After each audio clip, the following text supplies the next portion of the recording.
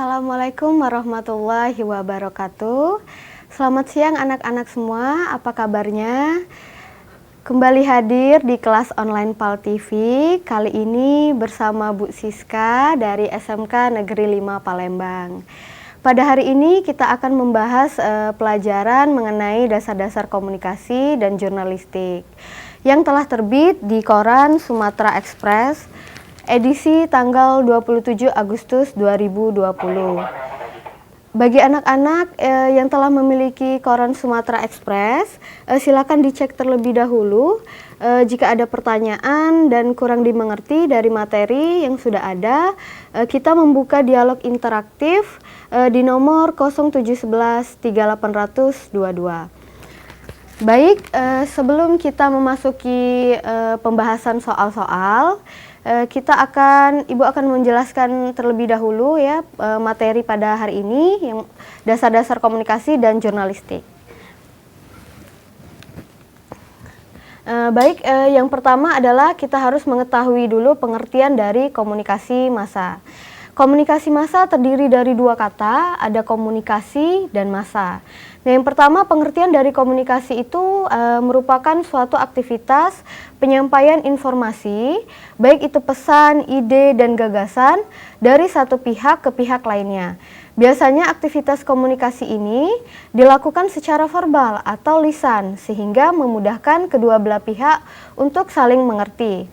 Secara harafiah, definisi komunikasi adalah interaksi antara dua orang atau lebih untuk menyampaikan suatu pesan atau informasi. Komunikasi secara umum bertujuan untuk memberikan pengetahuan kepada orang lain.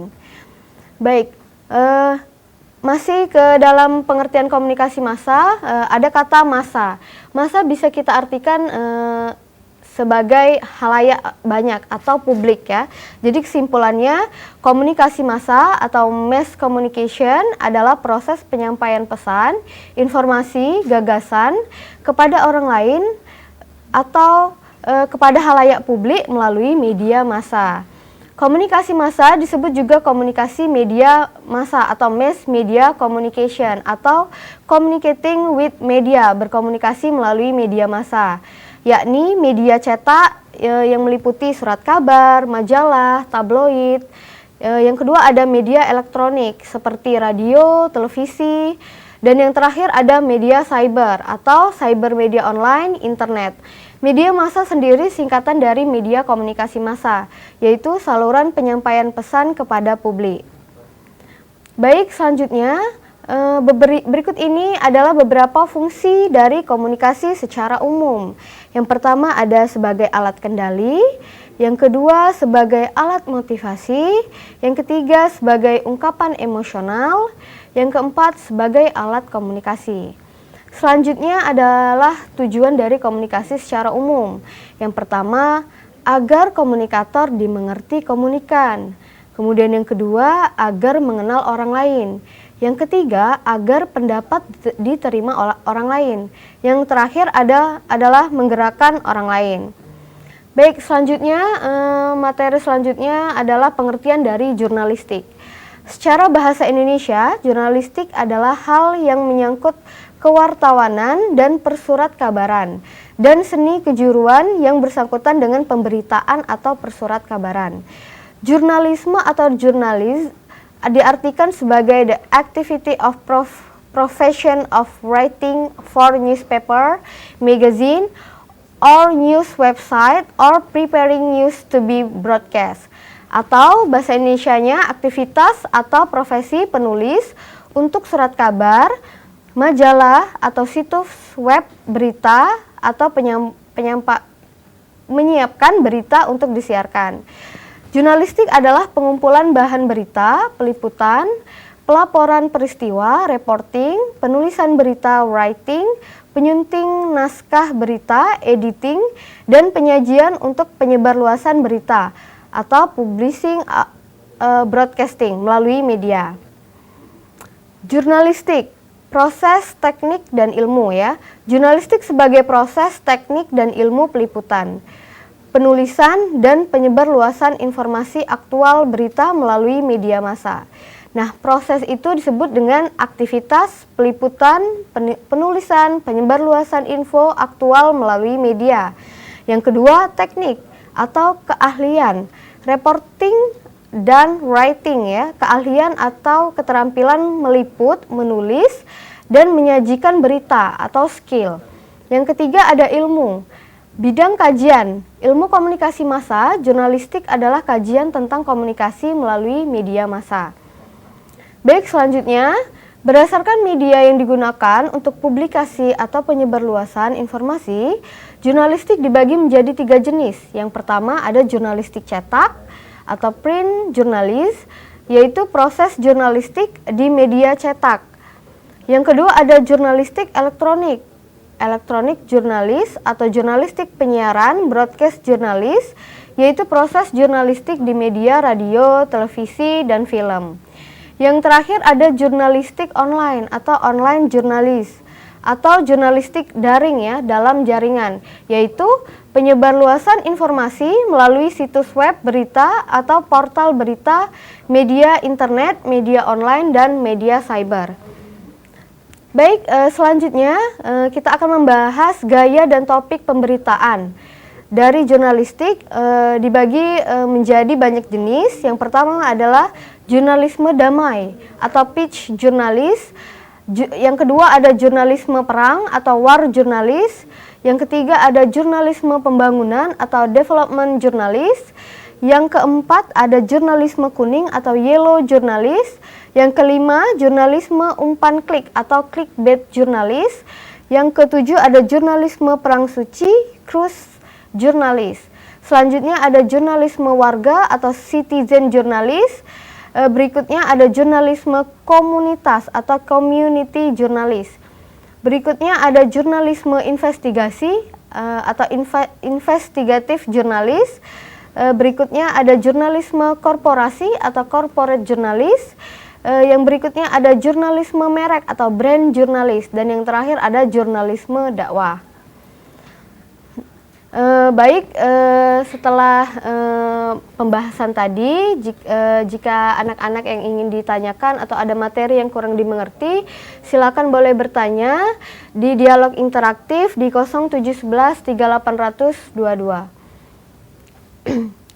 Baik, kita akan memasuki soal yang pertama, soal dan pembahasan kita tentang jurnalistik dan media komunikasi massa. Yang pertama adalah pengertian broadcast, pengertian dari broadcast ya. Jawabannya adalah D ya, penyiaran. Pembahasannya adalah siaran itu sama dengan artinya dengan broadcast ya. Dalam Undang-Undang Nomor 32 Tahun 2002 tentang penyiaran, itu adalah pesan atau rangkaian pesan dalam bentuk suara, gambar atau suara dan gambar, atau yang berbentuk grafis, karakter, baik yang bersifat interaktif maupun tidak, dan dapat diterima melalui perangkat penerima siaran. Baik, soal berikutnya, sebutan bagi seseorang yang bekerja dalam industri penyiaran adalah, jawabannya adalah D, yaitu broadcaster. Pembahasannya, broadcaster itu adalah sebutan untuk seseorang yang bekerja dalam industri penyiaran. Yang ketiga, teks yang berisi peristiwa terkini atau aktual disebut, jawaban yang benar adalah D, berita. Pembahasannya adalah berita itu merupakan informasi tentang peristiwa terkini. Ini dapat diberikan melalui banyak media yang berbeda, dari mulut ke mulut, percetakan, sistem pos, penyiaran, komunikasi elektronik, atau melalui kesaksian para pengamat dan saksi peristiwa. Oke, baik, selanjutnya Ibu akan menjelaskan sedikit tentang jawaban dari soal nomor 3. Yang pertama itu kenapa bukan jawabannya narasi ya. Dan narasi itu merupakan satu proses ya untuk pada dasarnya ketika kita menulis, membuat paragraf. Jadi jawabannya bukan A, bukan narasi. Yang B juga bukan jawabannya bukan hasil observasi. Yang C juga salah, laporan hasil pengamatan. Kemudian yang E yang terakhir adalah teks cerita sejarah. Jadi yang benar adalah berita ya, jawabannya D. Baik, selanjutnya soal nomor 4. Yang dimaksud dengan berita adalah A. Laporan tercepat dari suatu kejadian, B. Laporan karya tulis, C.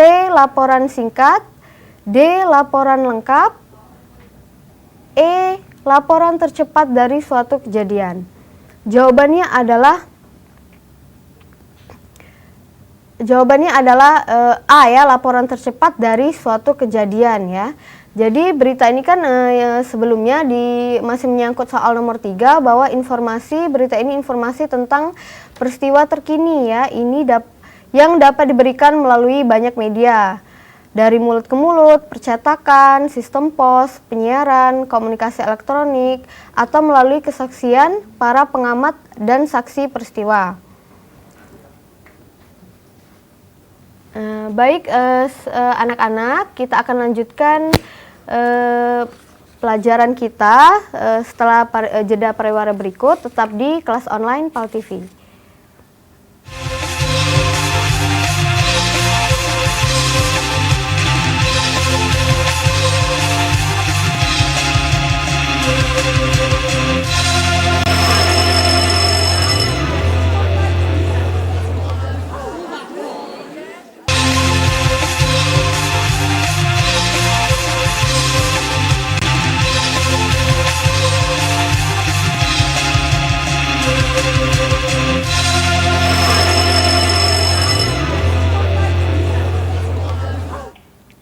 Baik, terima kasih anak-anak masih di kelas online PAL TV.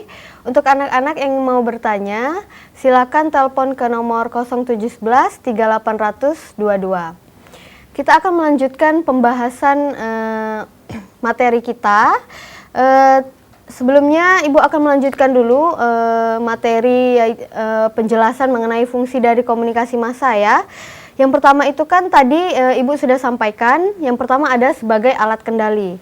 Nah, sebagai alat kendali di sini dijelaskan bahwa dalam hal alat kendali berarti dalam komunikasi, perilaku individu dapat dikontrol dengan penyampaian aturan yang harus dipatuhi.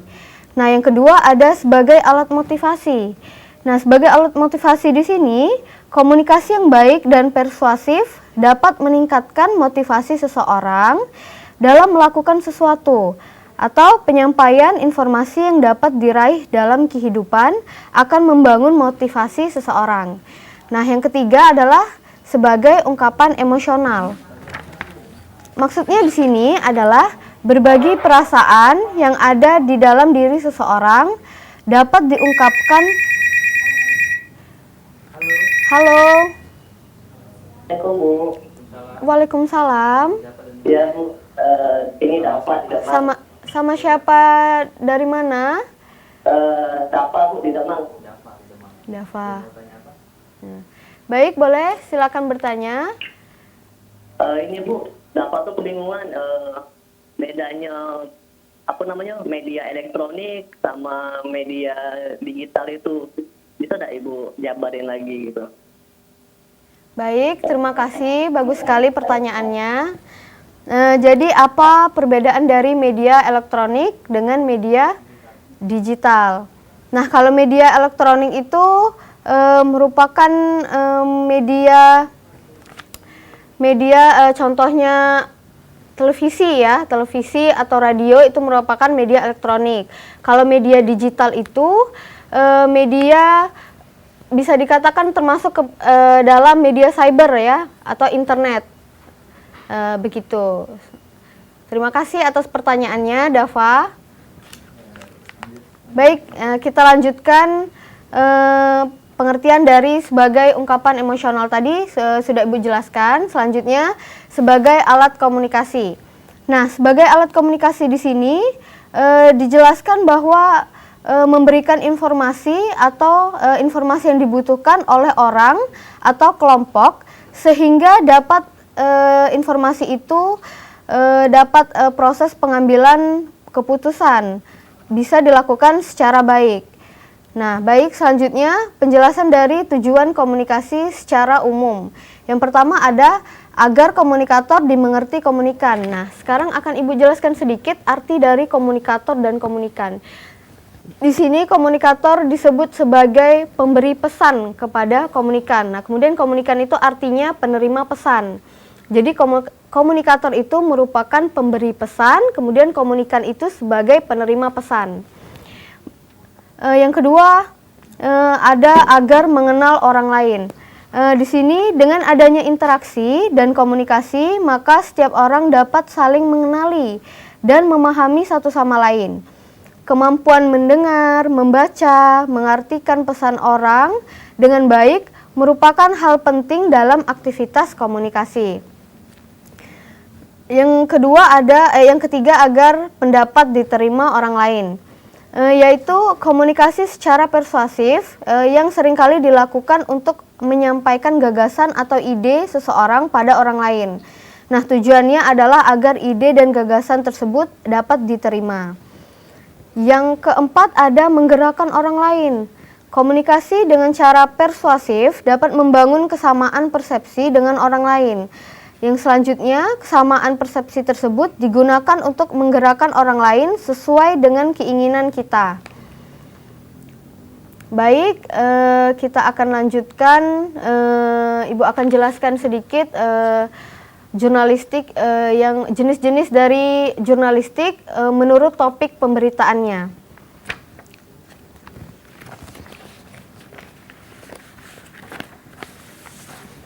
Yang pertama ada di sini kita lihat jurnalisme warga ya, atau citizen journalist. Nah, di sini maksudnya adalah jurnalisme warga itu adalah proses jurnalistik atau pemberitaan yang dilakukan oleh warga biasa atau bukan wartawan profesional yang disebarkan melalui media komunitas, blog atau media sosial. Yang kemudian di sini kita lihat ada jurnalisme kuning atau yellow journalist. Nah, maksudnya di sini adalah jurnalisme kuning itu jenis jurnalisme yang berupaya untuk menciptakan kesan-kesan sensasional dengan judul-judul yang bombastis, yang mengandung perhatian dan menimbulkan rasa penasaran. Dari jurnalisme kuning ini muncul istilah koran kuning atau yellow papers, yaitu media yang membuat judul-judul berita bombastis, tetapi isinya tidak sesuai dengan judul. Nah, berikutnya di sini ada jurnalisme damai atau peace journalist ya. Maksudnya di sini adalah jurnalisme perdamaian itu merupakan jenis jurnalistik yang pemberitaannya mendorong pihak-pihak untuk berperang atau terlibat konflik. Nah, jurnalisme damai ini menunjukkan akibat untuk membentuk opini ya, pentingnya perdamaian atau jurnalisme damai yang mementingkan empati kepada para korban. Berikutnya ada jurnalisme perang atau war journalist. Nah, di sini adalah jurnalisme perang ini kebalikan dari jurnalisme damai yang pertama tadi, yakni jenis jurnalisme yang menyampaikan informasi yang bersifat provokatif dan memanaskan situasi.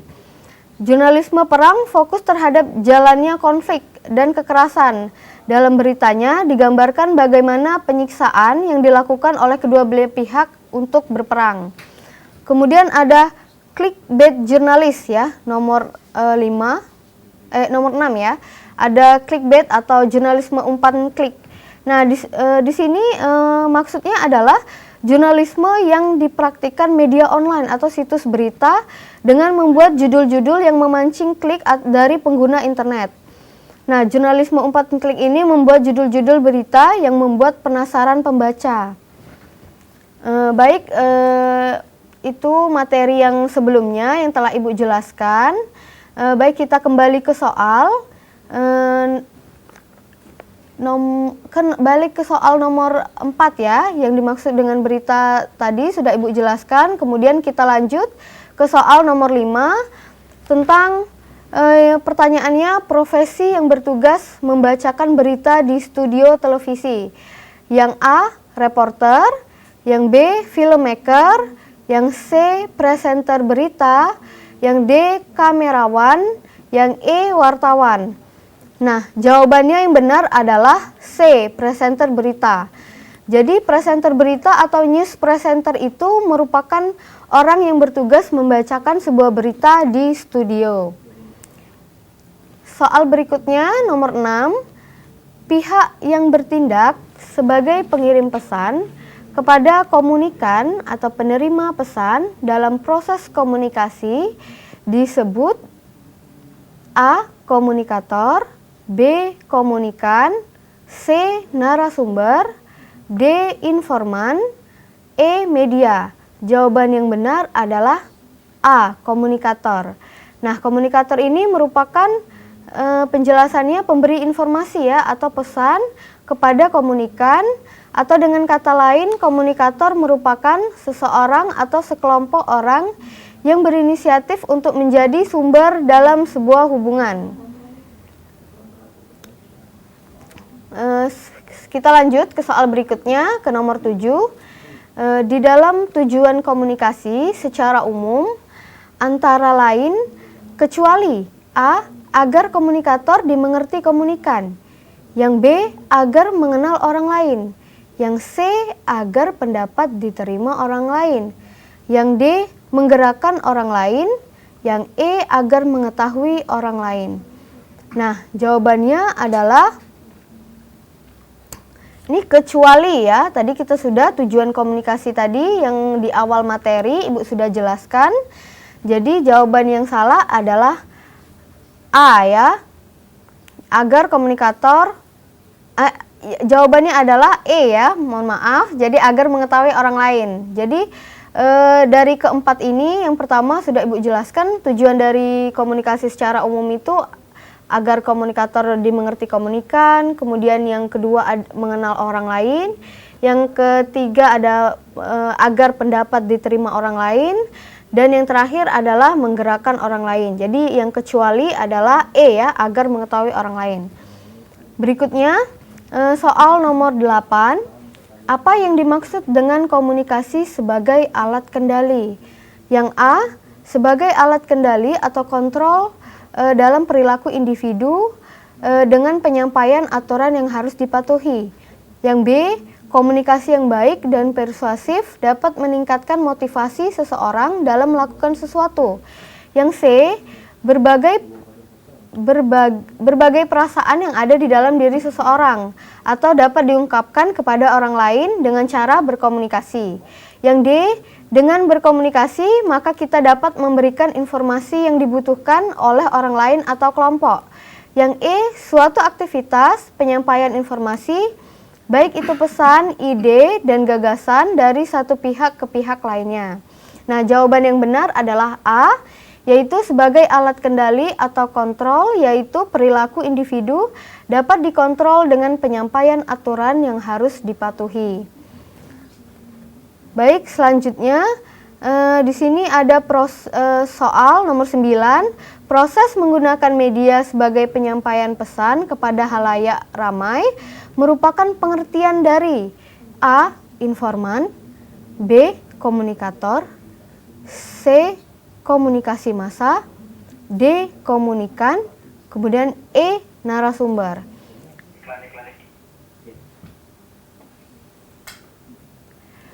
Baik, terima kasih anak-anak. Setelah jeda parawara berikut, tetap di kelas online PAL TV.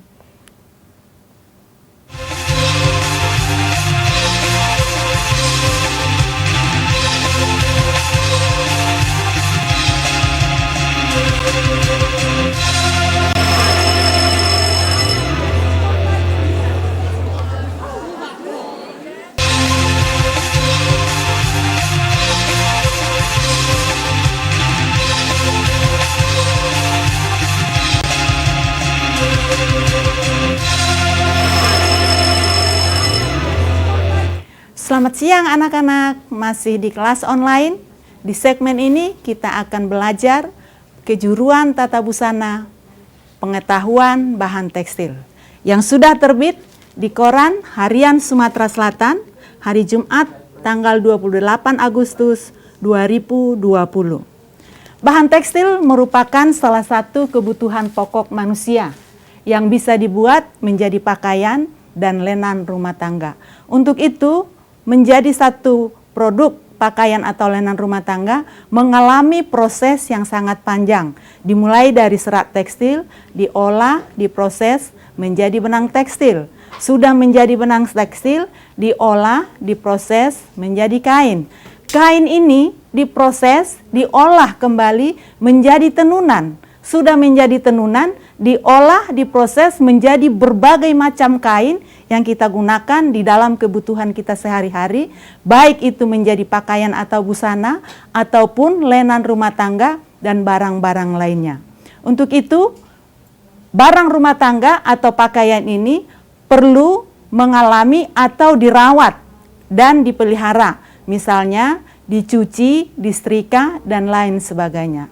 Untuk itu anak-anak, baiklah, kita akan membahas soal-soal yang sudah terbit di Koran Sumatera Selatan, di Sumatera Express, tanggal 28 Agustus 2020. Soal nomor 1, salah satu bahan tekstil di bawah ini yang berasal dari daun yaitu A, B, C, D, E. Option E, linen itu berasal dari serat batang. Option D, berasal dari serat daun. Option C, berasal dari serat buah. Option B, berasal dari serat biji. Option A, berasal dari serat daun. Berarti jawaban yang benar adalah A. Nomor 2, bahan pelapis yang memiliki spesifikasi yang kokoh dari lapisan bawahnya dan berfungsi untuk menguatkan dan memelihara bentuk pakaian dan biasanya digunakan pada bagian-bagian tertentu seperti pada kerah, manset, saku, dan lainnya. Bahan pelapis yang dimaksud adalah A. Interfacing, B. Interlining, C. Underlining, D. Lining, E. Facing.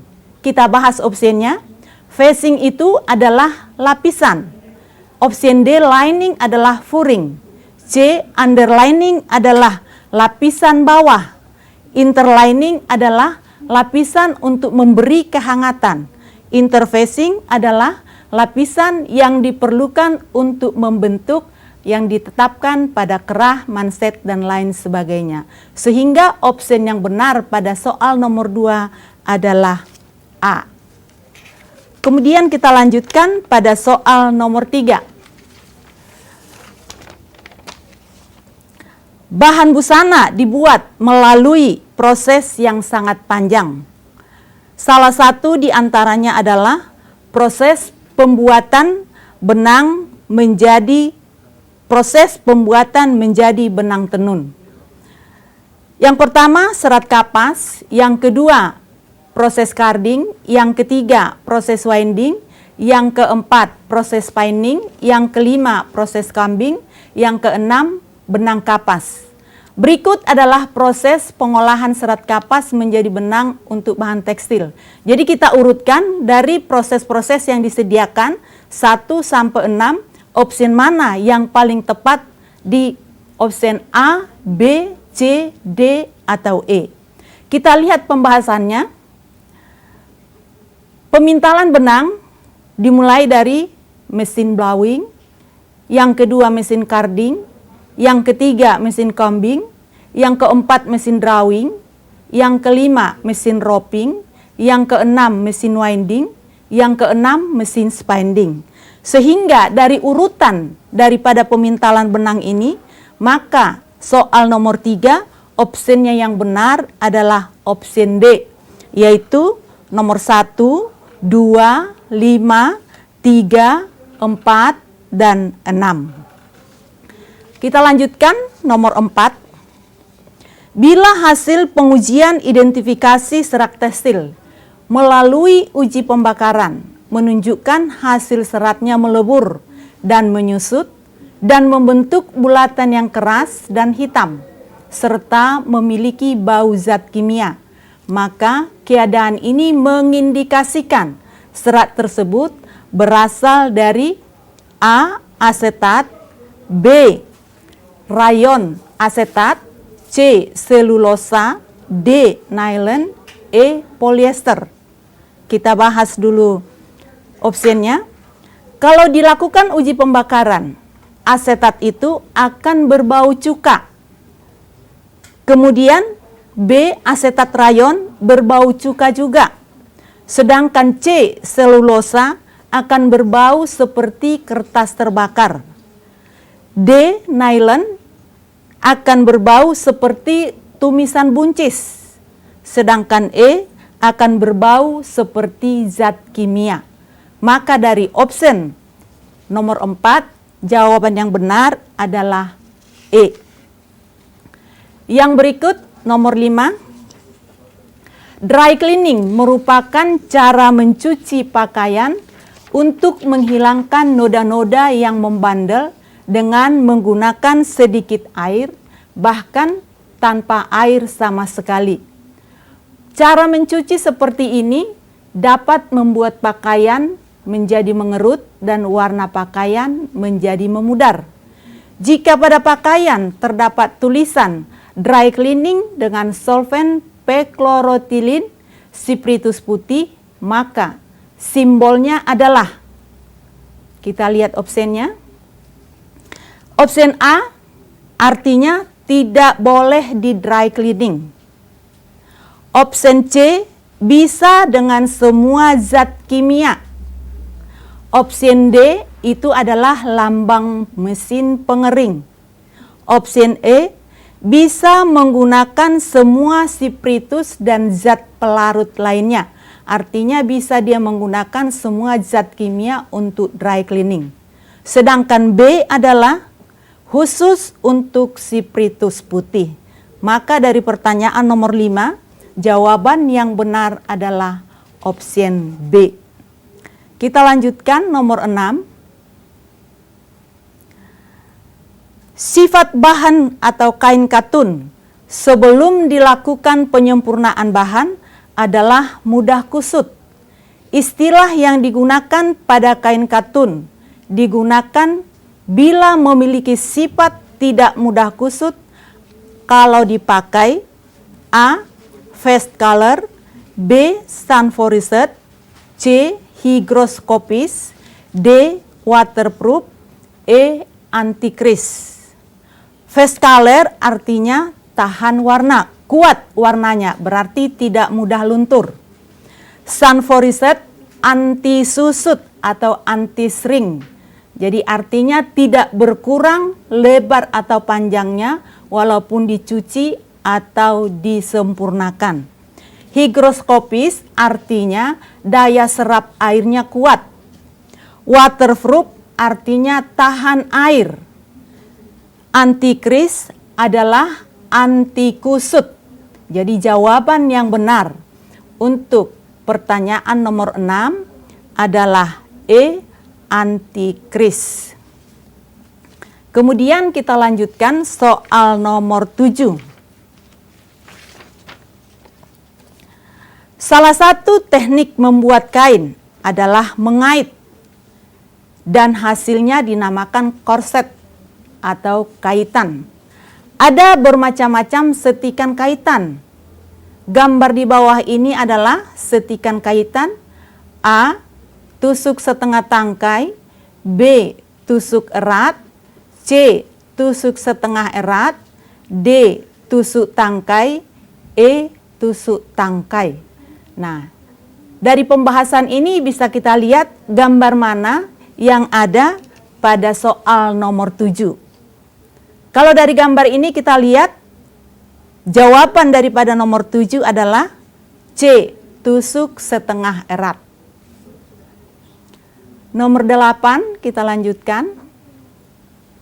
Simbol pemeliharaan yang terdapat pada bahan tekstil atau pakaian di bawah ini yang artinya tidak boleh dipiuh atau diperas adalah A. Artinya tidak boleh menggunakan obat pemutih. B. Artinya setrika uap. C. Tahan air. D. Tidak boleh dipiu. E. Diberi obat pemutih klorin. Baiklah anak-anak, setelah jeda yang berikut, kita akan bahas soal nomor selanjutnya.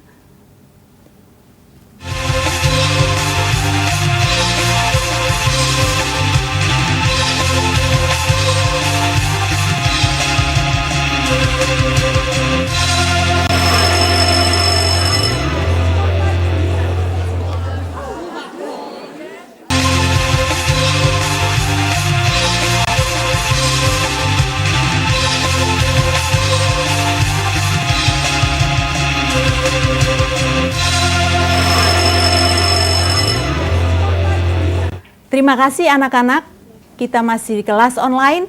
Untuk yang mau bertanya, silahkan telepon langsung di 0711 380022. Baiklah, kita lanjutkan, kita ulang kembali soal nomor 8 tadi. Simbol pemeliharaan yang terdapat pada bahan tekstil atau pakaian di bawah ini yang artinya tidak boleh dipiuh atau diperas adalah option A, artinya tidak boleh menggunakan bahan pemutih. Option B, tidak boleh disetrika uap. Option C, tahan air. Option D adalah tidak boleh diperas atau dipiuh. Option E, boleh diberi obat pemutih atau klorin. Jadi, jawaban yang benar pada soal nomor 8 adalah option D. Yang berikut kita lanjutkan soal nomor 9. Pengepresan akan maksimal jika suhu alat pres sesuai dengan bahan. Pengaturan suhu alat pres dengan temperatur yang digunakan untuk kemeja bahan katun tebal adalah A. Dengan simbol ini menunjukkan A itu adalah dingin. Simbol B adalah hangat.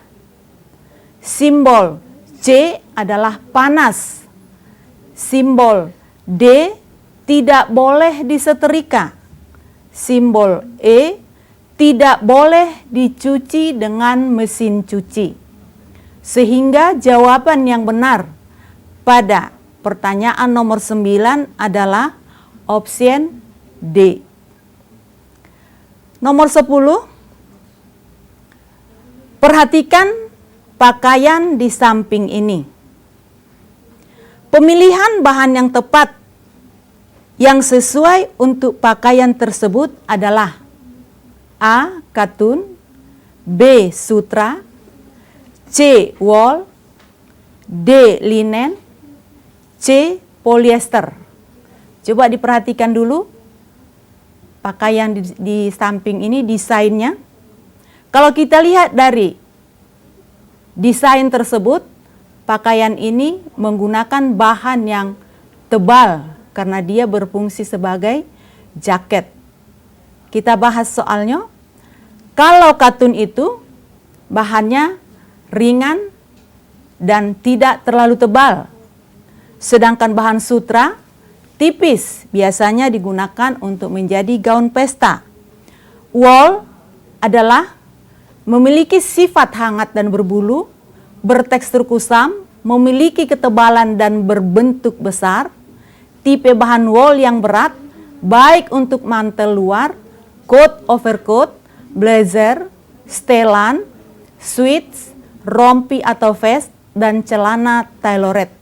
Sehingga bahan wool yang agak ringan biasanya dipilih untuk desain busana yang halus seperti blus, rok bawah atau skirt, gaun atau dress, dan bahkan untuk dasi. Maka dari pertanyaan nomor 10, Opsi yang benar adalah C, wall. Baik anak-anak, di koran Sumatera Selatan, Sumek yang terbit 28 Agustus, ada soal-soal latihan 3 soal.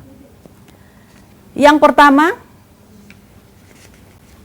jelaskan hal-hal yang harus Anda perhatikan di dalam memelihara pakaian yang berasal dari serat selulosa, alam, dan wol. Serat selulosa merupakan serat alam yang perlu pemeliharaan dan perawatannya. Sehingga kita harus memperhatikan sifat dari bahan selulosa itu sehingga kita bisa melaksanakan perawatan yang tepat dan tidak merusak pakaian daripada selulosa itu. Dalam tabel bisa kita lihat selulosa alam ada dari biji, bahannya menjadi twill, belacu, poplin, tobralco, tetra, reform, paris, dan voal. Nah, dari sifat-sifat ini kita akan bisa menentukan perawatannya. Perawatan yang tepat digunakan, di situ dikatakan tidak boleh kena noda. Kalau kena noda harus cepat dihilangkan. Bisa dicuci dengan menggunakan air hangat. Jika kotor sekali bisa direbus. Kemudian dijemur dengan bagian buruk berada di luar. Karena kalau dia di bagian dalam, maka pakaian tersebut nanti akan pudar warnanya. Kemudian jangan menyimpan kain dalam keadaan lembab. Kalau kita simpan dalam keadaan lembab, maka kain itu akan berjamur. Yang kedua, apa yang harus Anda lakukan ketika baju seragam Anda noda tinta? Yang kita lakukan adalah noda tinta sangat sulit untuk dihilangkan. Di antara noda tinta, noda keringat pada bagian ketiak juga, noda kopi, dan lain sebagainya. Deterjen dengan merek terkenal sekalipun tak akan bisa menjamin bahwa noda tersebut dapat hilang dengan sempurna. Namun sekarang kamu tidak perlu khawatir lagi.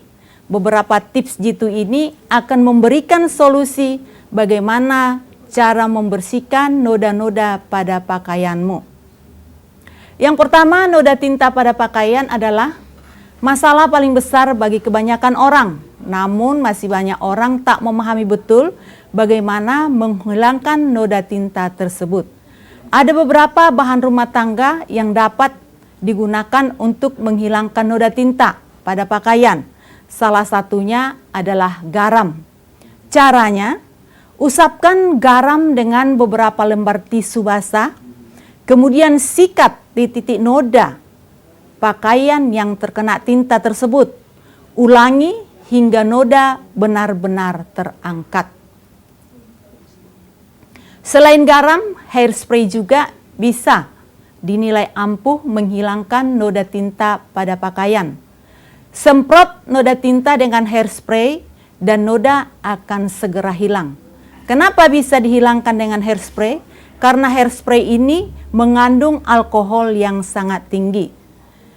Sebenarnya bagian terpenting menghilangkan noda tinta di pakaian adalah segera membersihkan noda tersebut sebelum tinta meresap ke dalam kain. Namun, tinta pada pakaian adalah masalah paling besar bagi kebanyakan orang. Namun, masih banyak orang yang tak memahami betul bagaimana menghilangkan noda tinta tersebut. Yang berikut cara menghilangkan noda keringat. Semua orang pasti menghasilkan keringat dan keringat ini juga bisa meninggalkan noda pada pakaian Anda. Cara membersihkannya adalah siapkan baking soda, hidrogen peroksin, dan air serta sikat gigi. Kemudian campurkan baking soda, hidrogen peroksin, dan air. Oleskan larutan menggunakan sikat gigi, tunggu kurang lebih 30 menit, kemudian bilas dengan air bersih. Yang ketiga, gambarlah dengan simbol untuk pemeliharaan pakaian. Anak-anak diharapkan dapat membaca atau mengerti tentang pemeliharaan pakaian yang ditempelkan atau digantung di setiap pakaian atau lenan rumah tangga. Yang pertama, dapat diberi obat pemutih. Yang kedua, tidak dapat diberi obat pemutih. Yang ketiga, disetrika uap. Yang keempat, tahan cuci. Yang kelima, tahan air. Yang keenam, tidak boleh dipiuh. Ini bisa kita lihat cara pemeliharaan yang dinyatakan dalam simbol-simbol atau gambar. Pencucian, kemudian obat pemutih, penyetrikaan, dry cleaning, pengeringan, kemudian cara pemeliharaan dengan simbol atau gambar, yaitu dapat diberi obat pemutih, klorin tadi kita sudah bahas, tidak boleh diberi obat pemutih, disetrika uap, tahan cuci, tidak boleh dipiuh dan diperas. Kalau anak-anak masih kurang jelas tentang penjelasan kami hari ini, bisa kembali membuka di Sumatera Express yang terbit pada hari Jumat tanggal 28 Agustus 2020, atau boleh langsung bertanya kami di tempat kerja kami di SMK Negeri 6 Palembang, Jalan Mayor Ruslan, jurusan Tata Busana. Selamat siang anak-anak. Kalau masih ada yang bertanya saat ini, silahkan hubungi kami langsung di 0711 380022. Ada yang mau bertanya? Kalau tidak ada, baiklah. Pengetahuan bahan tekstil ini sangat dibutuhkan di dalam pembelajaran di jurusan Tata Busana.